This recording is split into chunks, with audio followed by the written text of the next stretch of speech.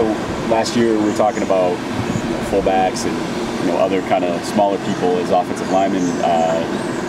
Maybe you have any new tricks you can't tell us about, or the same? Did that work so well you're going to it again? Yeah, I mean the scout team we have is giving us a good look. It's a crash course. Basically, working on these guys on a normal week, but there's still nothing that simulates what it's going to be like on game day, and the guys know that. What you lean on is the guys who have been in the game before. Seeing what it looks like firsthand. How powerful is that? Kind of knowing that, hey, we're going to get run on for a little bit. We just have to kind of get used to it. That you kind of have a group now that's seen it. That maybe they won't fold once they kind of have a tough drive or two. Yeah. Well, it comes back to like what every game does, which is really it's about explosive plays. Which is really that's their greatest threat. Everyone thinks about the run game. I think they're 5th in the country in yards per pass attempt, and they normally are. They've only thrown it 33 times in 4 games, but when they do, they get yards, and they've got guys down the field that can go get it. Quarterback throws it better than you wish he did. So it's the constant threat of explosive plays. Tackling is super important. Our secondary was outstanding tackling in that game a year ago, and will have to be again because there's very little margin for error. You mentioned the scout team already, but Cade and Augie, are they sort of built, to sort of replicate a guy who was a running back and now is a quarterback? Well, I don't know if we have anybody, that can do what their guy can do. But in terms of going through the reads and doing all that, they're doing a nice job. Manny, with the secondary, with Delaney and Redwine, limited or out, how are the guys filling in this week? How are these guys doing? They're learning on the fly. They're doing a good job. It's an eye discipline game. You know what I mean? And they've got to make sure that they're looking at the right thing and making the right reads. But then they got to run and they got to tackle. And that's really the key thing in this game. So it's an important week that those 4 guys in the back end, not only they got to see the same thing and they got to be on the same page.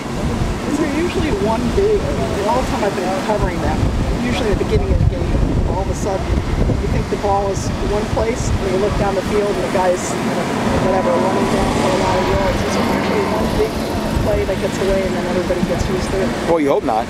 But what you see players?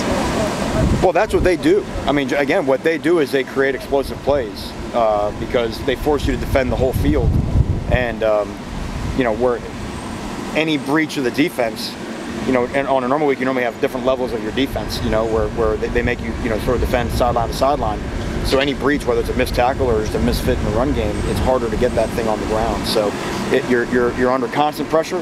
That's why they've been successful doing what they do. And but for us, I think we look at it as exciting. I mean, it's a great challenge for us. And what you have to do is ultimately comes down to is everyone wants to talk scheme. It comes down to their blocking versus our ability to whip a block, and then our tackling versus their ability to break a tackle. And in some ways it's as old school as it gets. Is there any concern off FSU had some big plays? I don't know your assessment of the linebacker play, but is there anything in particular that you see that you want to get fixed in particular to stop some of the runs that did break free against FSU? Yeah, probably the most disappointing thing there is that at the point of attack, basically they had half their run yardage on 3 plays. Yeah. And at the point of attack, really on all 3 plays, we were pretty stout. I'd be more concerned if we were getting blown off the ball. On a couple of plays, we had guys, in my mind, playing hero ball, trying to do too much, and then tackling. As I said, tackling is a big part of it, and who you're tackling has a lot to do with it. You got to give credit to them for being hard to tackle, but I think the guys see that, and that's the part. And look, that's what defense is. You can't play good except for 3 plays. If you play Georgia Tech well except for 5 or 6 plays, you're going to be sad at the end of the game. So it's crucial to be, consistently good is a key to greatness. And you talked a little bit about the challenge for a guy who's facing it for the first time. How do you prepare them psychologically for it? And usually how long does it take for them to feel comfortable? Is it a drive or 2? Is it 3?